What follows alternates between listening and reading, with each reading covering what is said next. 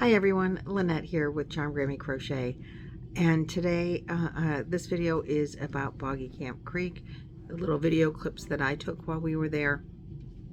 Nancy did a much more in-depth video, or series of videos. I am just doing like a little recap. I hope you all enjoy it.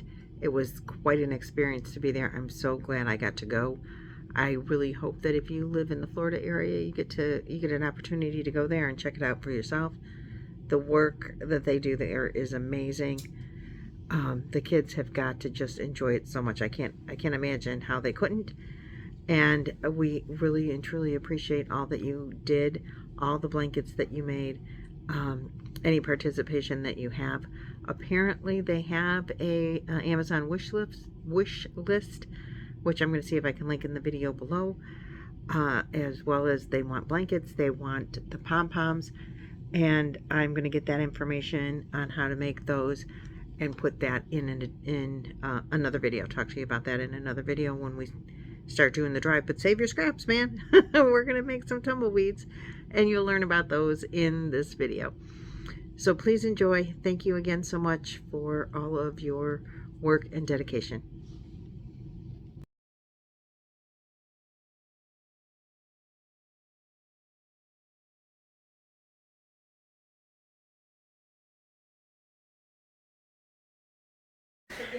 Hi, thanks for being here today. Welcome to my party. Hi. Thanks for everything you do for our campers. Thank you.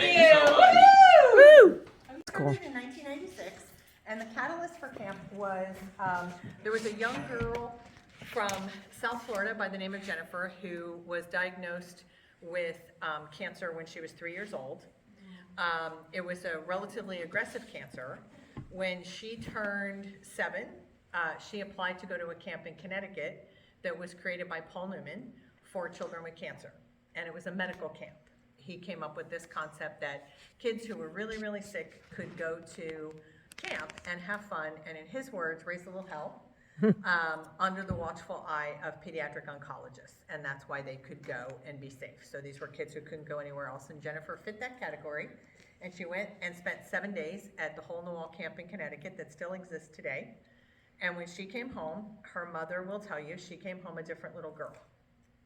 Now, to give you an idea of that phrase itself, I left camp for about 7 years. I went to work for Habitat and I came back. I had the opportunity in my first few months back to interview a camper parent whose son has epilepsy, Lucas, and I'll talk about him a little bit today. And when I interviewed her, I said, what does Camp Boggy Creek mean? What did that experience mean? And her exact words were, my son came home a different little boy.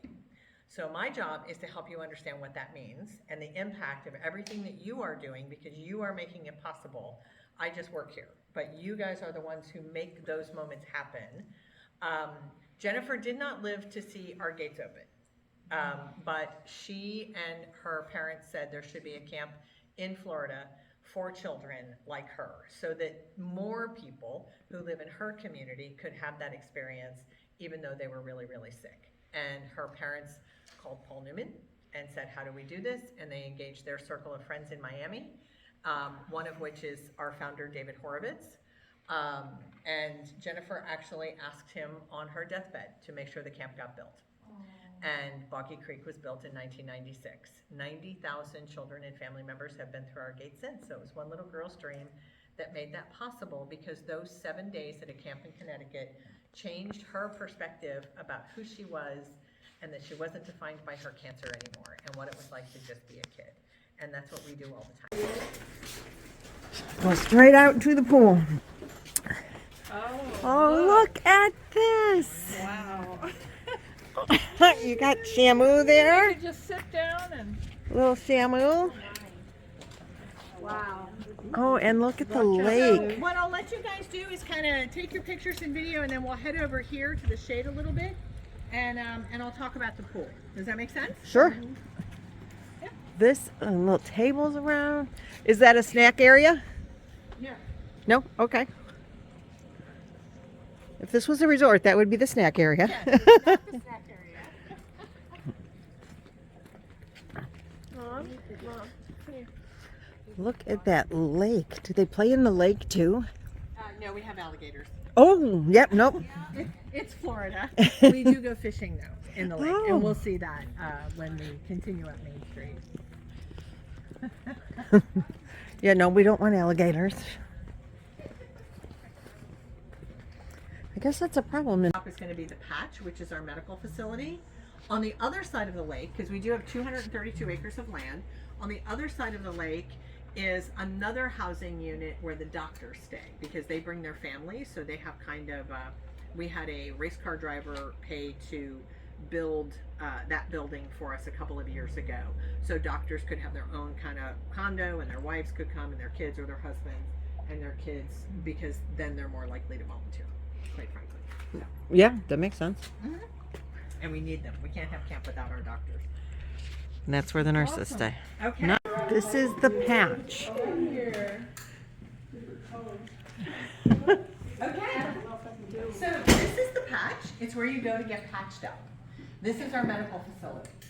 This building is the reason kids can't come to camp. So I'm going to talk about summer camp first. Summer camp, again, our campers are between the ages of 7 to 16. Their parents have gone through with their doctor, their specialist, filling out all the medical forms and applications in order to be qualified for camp. We have on staff year-round one pediatric specialist, Dr. Karen is a pediatric oncologist, and one nurse who happens to also be an oncology specialist, Lynn, who started here as a volunteer many, many moons ago, and now he's on staff. We are supplemented in the summer. We hire 4 nurses who help with the dispensing of all the meds, because most of our kids are on a lot of medications. Our goal is to keep kids out of this building. So all meds are dispensed either in their cabin or in the dining hall or somewhere else on camp, because we want the medical portion to remain in the background as much as possible. And you can tell by the fact that this does not look like a hospital at all. Some things you see are going to look like a hospital. We'll get to those rooms in a minute.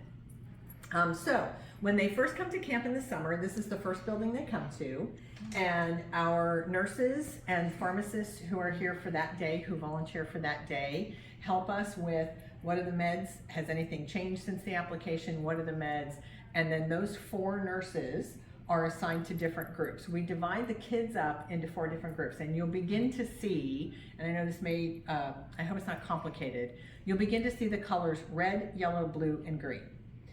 It's fun to divide kids by color instead of group 1, group 2, group 3. So when you're in that group, you're with kids that are about your same age. So you're always hanging out with them in your cabin. You're going to move to activities together. It's how we organize. So we call them prides. The red pride might be at boating and fishing, while the green pride is in the dining hall, or in the at arts and crafts. The blue pride might be at the pool. So it's a way for us to organize activities so they move together as a group. It's also how we organize meds. So if you have 150 campers in a week, we hire 4 nurses, each one assigned to those prides, and they only have to keep track of all those medications and those kids in that pride. So they don't need to worry about all 150. So they're organized that way in our pharmacy. As I said, we have a pharmacist who comes in at the beginning of the week to help us. And then we have the volunteer doctors who are here. For those docs, a lot of times, at least one, usually more than one, of our campers is their patient. So they get to see their patients as kids, you know, out playing, and really get to see, like, well, how are they really doing? Like, what does that really look like? Because I know we've got some parents in the group, but sometimes parents see things differently than the rest of the world does for our children, right? Sure. So they love that part of the experience, frankly, of coming to volunteer. And for the most part, you know, they're hanging out. You know, they're just here if we need them. Other than that, they're just hanging out, enjoying the boating and fishing and the pool and everything else. So, but we can't do it without them for those moments that we need them. So Oh my goodness, look at the table. So we've had volunteer artists come, and all of our rooms have a different flavor. So I'm gonna let you guys kind of rotate through there, and then I'll show you. Oh my goodness. This is amazing. Gunnar would love this. He loves dinosaurs. Oh, I know. Even the little scales have smiles on them. Oh my goodness. A trauma room.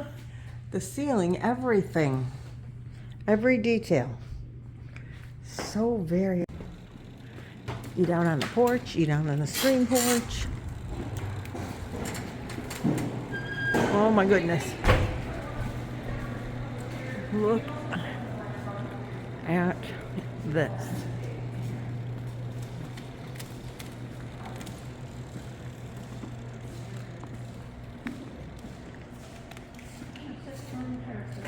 There you go. Yeah, I love it. There we go. And anytime, if you guys want a group picture anywhere, just let me know and I'll start. I'd like the picture of me and Lynette. Yeah. We can do that. Is that yarn? It is. So, okay. So remind me, don't let us leave without doing a photo. Okay. So let me tell you, in case you haven't figured it out, you're in the dining hall, right? Our dining hall was in 1996. This side built by Darden Restaurants. The kitchen built by Outback Steakhouse, corporate Outback Steakhouse. So we were very lucky at the beginning of camp to have some very huge corporate partners that were very generous. This is where you eat, right? That's not complicated.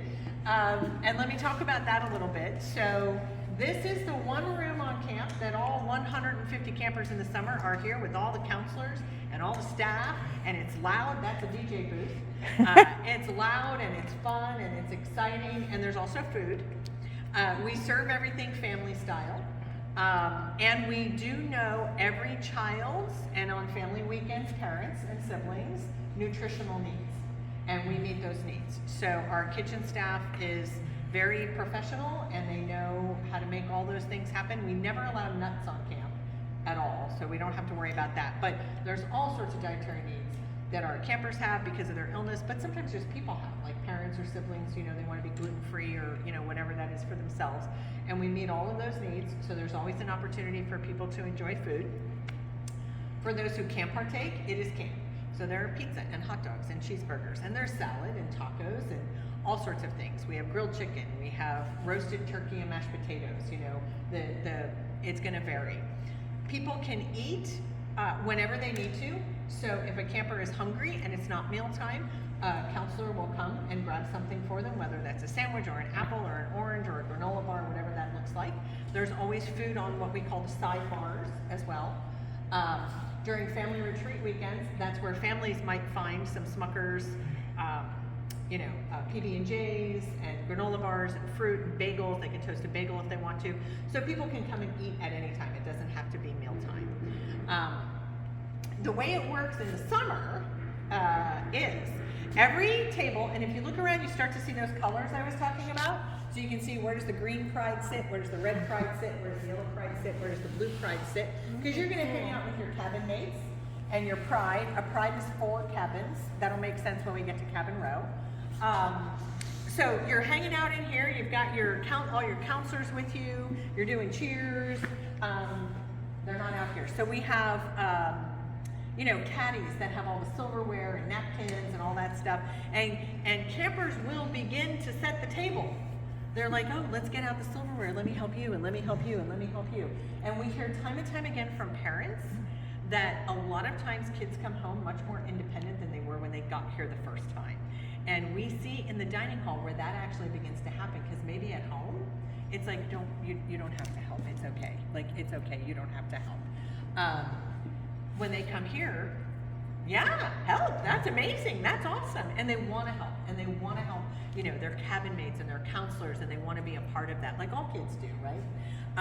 So that starts with helping set the table. Then there's the special pink spoon that is given to every table, and that pink spoon is what gets you a tray of food.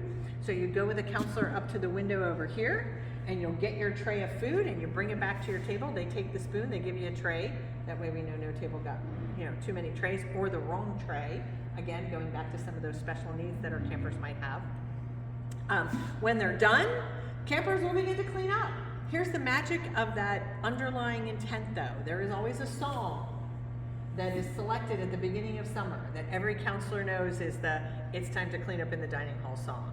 And so while there's other music playing, suddenly a song will come on and the counselors know, time to clean up. Nobody has to say, it's time to clean up. Counselors begin the process and the kids jump right in. Oh, we're cleaning up, got it. And they clean up, and then the trays go over here, and if a camper says, I really want to go in the kitchen and spray the dishes, they can go in the kitchen and spray the dishes. So we want to afford them that opportunity if that's fun for them. So that's kind of mealtime. Family retreat weekends look a little different. You've got multiple families hanging out at tables. You know that you're going to begin to make those friendships in the dining hall and over that first dinner on Friday night when you're like, hey, you know, tell me about your family and I'll tell you about my family. And by the end of the weekend, we're going to be best friends, you know.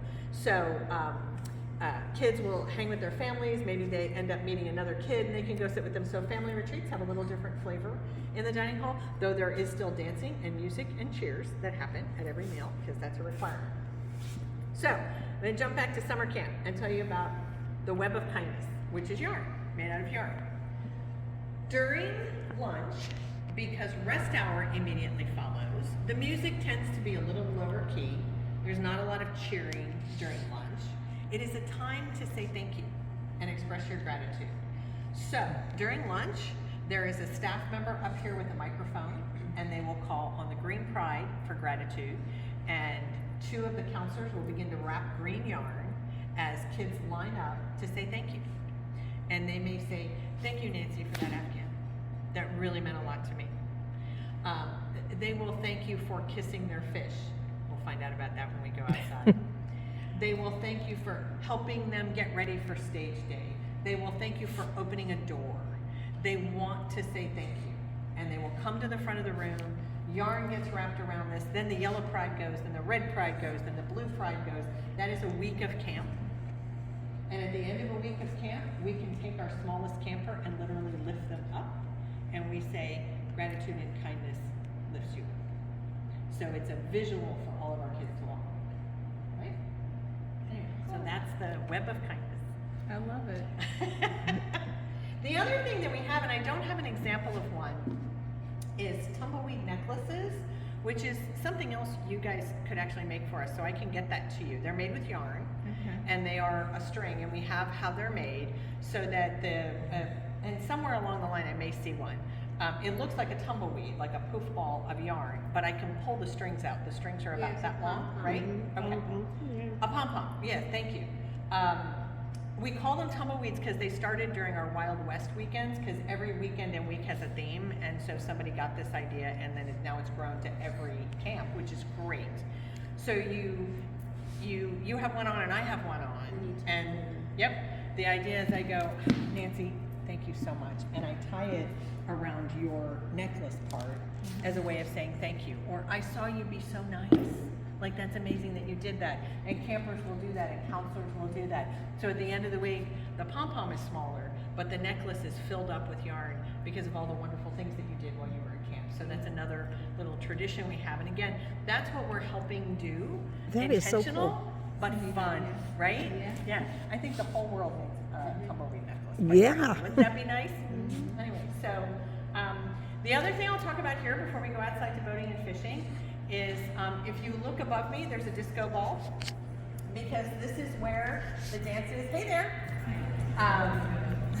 This is where the dance is held. So every summer camp, there's a dance. There's dance night, one night during the week, and then every family retreat weekend on Saturday evening, we put a lot into our Saturday evening, there is dance night. And on family retreats, I told you guys that's how I started here, and it still happens to this day, and it was one of my favorite moments, and I do get a little emotional because I still see the parents that it happened to that I saw the first time, because we push all of these tables back, we line the benches up so you can sit down if you're not a dancer. We also have games on the porch, especially during the summer, like not dancing, I'm gonna go play checkers. That's okay, you can do that. But we hang little white Christmas lights, you know, we get the music going. And it's amazing because you're so focused on your kids, even when your kids are healthy, right? You're always focused on your kids. When your kids are sick, you're really focused on your kids. And in those moments where the kids are dancing and they're with their volunteer pals, because every family has volunteers that are there to take those kids away so that parents or guardians can do whatever they need to do during that weekend. So maybe it's the pal and the volunteer that's dancing with your kids. So husbands and wives will suddenly go, you want to dance? And they haven't done that in a really long time. And they'll do it here under this disco ball. So that's one of my favorite things, is watching parents find themselves again as a married couple. And family retreats do that, if that's what their family looks like. Everybody's family may look a little different. So that's the dining hall. Questions? No, you're doing a great job. Okay.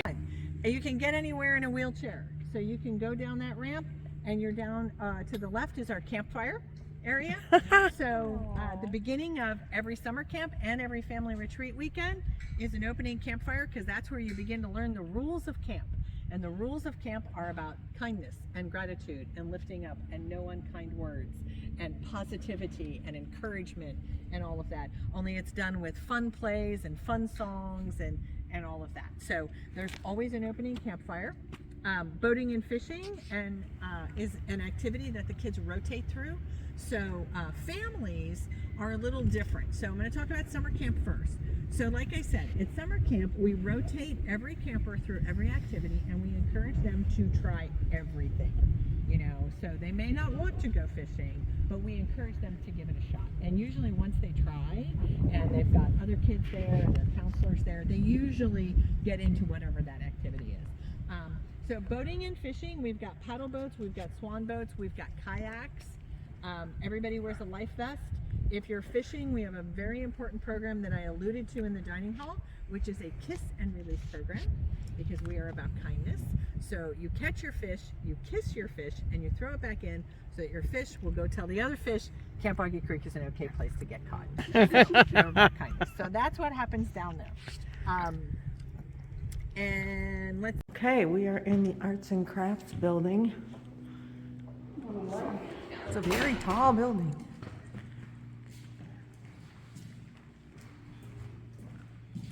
I love the handprints on all the blankets.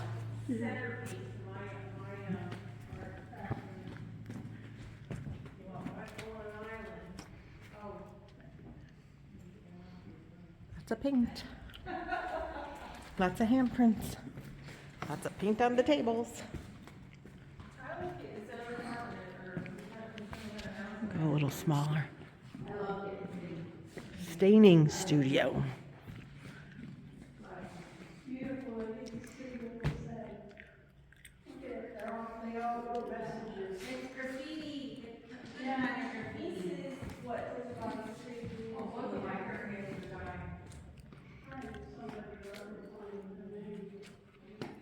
We get to paint animals.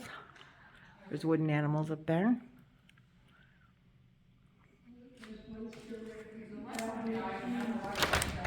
This was the wood shop. And this is the cooking and Hollywood Week room.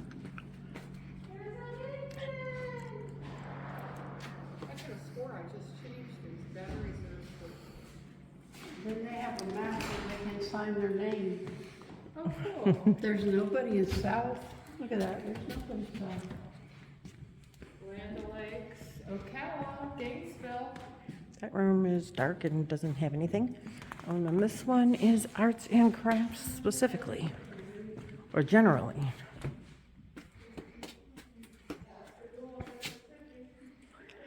God, this table's bigger than my whole yarn room.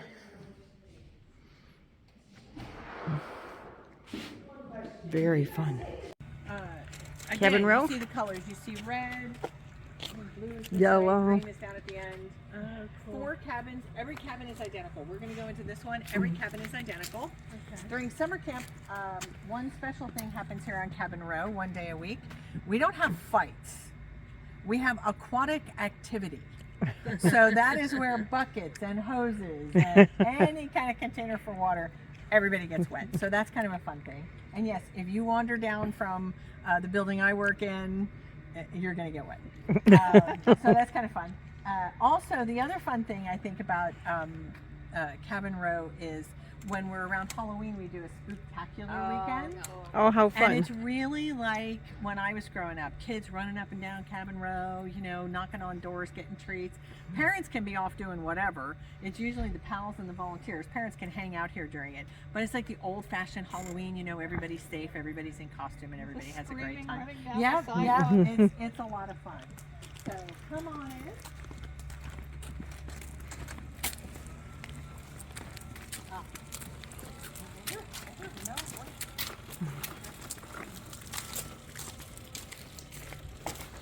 Nice screen porch.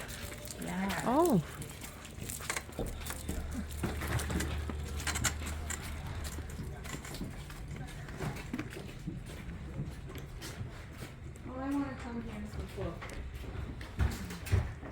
little kitchen area.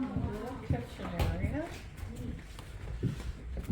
Hang on this side for a minute. Look, crocheted blankets. On every bed.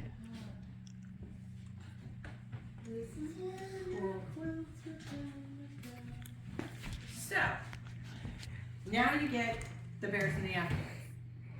So let me start with this.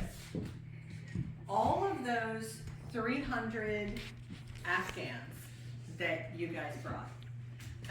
We have folks who make bears, aside from the Women's Club, and Afghans for us. And when we were in the dining hall, one of the 2 women who work for us that does all of the housekeeping for this property all year long walked through. And I want to give a shout out to them because I want you to think about that for a second. So during summer camp, there's 150 kids. There's counselors. We're going to get to the other side of the cabin in a minute. At the end of the week, all the sheets are changed, all the towels are changed, they're all washed, they're redone, all of that. Everything is clean, disinfected, and we were disinfecting long before COVID because we have sick kids. In every building, not just the cabins, right, between sections. They do all of that work, 2 ladies. They also do this. They take every Afghan and every bear and they color code them in clear bags. So all of those Afghans will be divided up into bags for matching colors. The quilts we keep. We don't give the quilts away, but we have quilts and people that make quilts for us. That's where all the quilts come from. They do the same thing with all of the quilts. So they have all of these in a storage area that are organized by color and sometimes by theme. So that when it's time to do that change out and a new week of camp starts, they match the Afghan to a bear to a comforter. That is their gift to the campers, is that when a child walks into this cabin, it looks exactly like this. Every camper gets a bear, every camper gets an Afghan, and they get that same feeling you guys did of, wow, you know, I want the John Deere bed, or I want this, or I want that, you know what I mean? And that really is above and beyond as far as I can tell you. I can't believe they do it. So that's what will happen with all of those Afghans. Any Afghan that does not fit the measurement, so they don't go at the foot of the bed, will go, some of you said they belong on the back of a sofa. So remember I told you about the housing that we have for all of our volunteer doctors and all of our volunteers and all of our volunteer nurses. They will make sure they get put at the base of their beds or on the couch in that room, so that, and they won't take them home. That'll become part of the medical lodges and the volunteer lodges. So they will go to use, and somebody who is a part of camp and a part of the family like you guys are will get to stay warm from them. So thank you for that. So I don't want you to think that they don't get used. They do get used. It's just the adults get to use those, right? So when you're the first kid in the summer that comes in, you get the first choice of bed. Now, after that, the bears and the Afghans could get mixed up because that first camper may go, I want that bear with that Afghan, and they can mix it up, that's fine. So kids come in, the beds can be moved around, you know, they don't always have to have bunk beds. Every cabin looks the same, but the number of beds may be different depending upon who's coming in and whatnot. There may be some beds that don't have bears if we don't have a full cabin of kids. And then the kids put all of their items here and in the bathroom. So these are open. So I know, did you have things to put in there? Maybe you had nothing. Maybe you had the clothes on your back and maybe another change of clothes. So we don't look for clothes donations, but we have enough that if a child doesn't have anything else, we can make sure that they get something else. Whether that's an additional change of clothes, because we also have washers and dryers nearby, toothbrush, toothpaste, hairbrush, you know, whatever it is that we think that you want to need to be whole. And we don't point it out to you. One staff member, the counselor, and these are mostly college kids. They don't have to be, but they're mostly college kids. And I always know the world is in good hands because I work here and I see the young people that are about to take over that you don't see on the news, quite frankly. One of them will circle back and look and make sure, okay, they need this, and then we've got stuff stashed out front. And they'll go in the front and they just put it in there. And nobody says anything because you don't need to, right?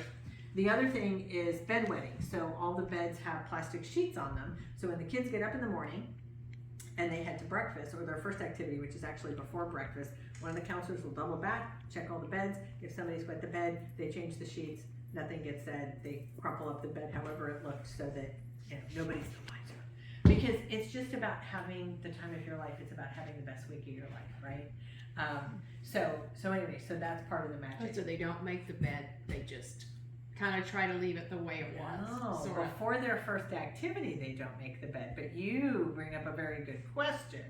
So after your first activity, you head to the dining hall for breakfast. After breakfast, everybody comes back to their cabins, and the job is to clean the cabin. So on your first night at camp, you make the rules of your cabin, and it comes from the campers. Like we don't want to yell, we don't want to wake up people, we don't want to use bad language. One camper once said, I don't want to spit, no one should spit. Okay, that's probably a good rule. So we'll write that down. Probably a boy. And then everybody gets assigned a job. So there's jobs, which are cleaning the bathroom, sweeping the floor, cleaning the porch. So there's all these jobs as well. So they come back to the cabin, they make their bed, they clean the cabin, they all take their assignment and they clean their cabin, and then they leave. And then while they're off at their first activity, cabin fairies, who's usually full-time staff members, not tell anybody, come in, and then every pride gets graded on who was the most energy efficient, who was the neatest, who was this, and then at dinner one night during the week are awards.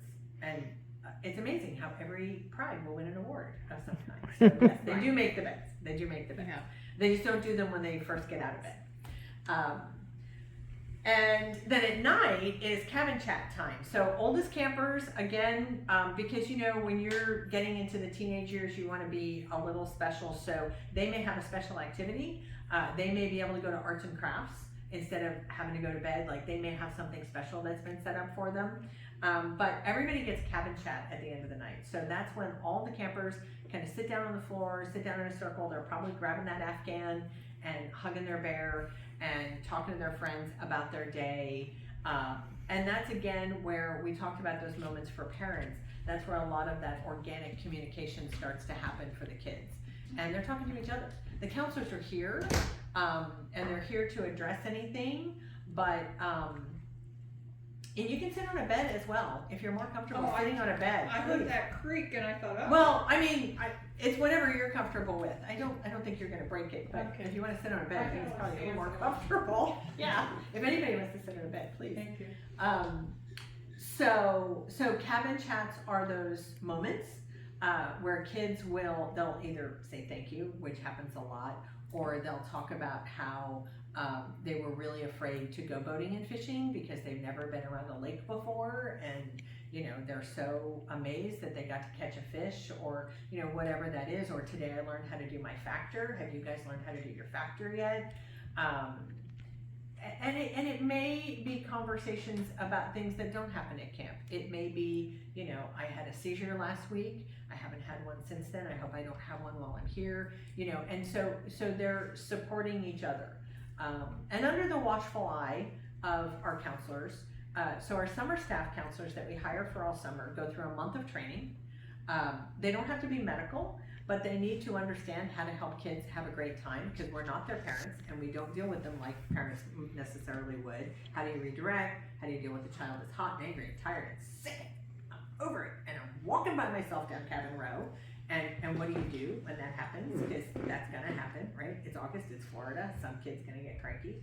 And how do you do that? So they go through like a month of training. What do you do if a child tells you something that might be happening in their life that is not okay? What does that look like? Because that can happen. If a dad feels that comfortable getting on stage, being that vulnerable, kids are gonna open up about things.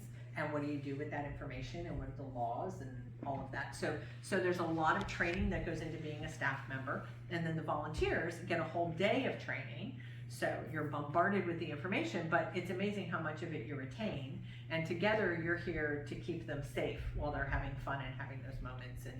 And if they feel like something is needed, they may reach out to leadership. There's a process so that maybe a psych soc might call a parent at the end of it and say, hey, we noticed this or whatever, so that we know our campers are taken care of. Anyway, so there's that. They have their own bathroom. Everything is ADA. Everything's accessible. And then you have the sliding door. So come on over here. This door slides. In the summer, this is where your counselors are. Campers on this side, counselors on this side. Family retreat weekends, family on this side, family on this side. Come on over. Okay, go ahead. Go ahead.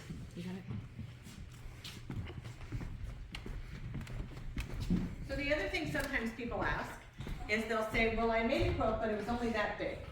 We'll find a place for it, you know. Because our medical facility is called the Patch, that's where the whole quilt thing is. So you go to get patched up.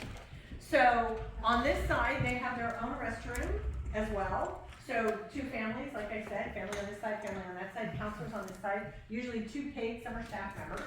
We don't pay them a lot, but we do feed them and house them all summer long. And then volunteers on this side.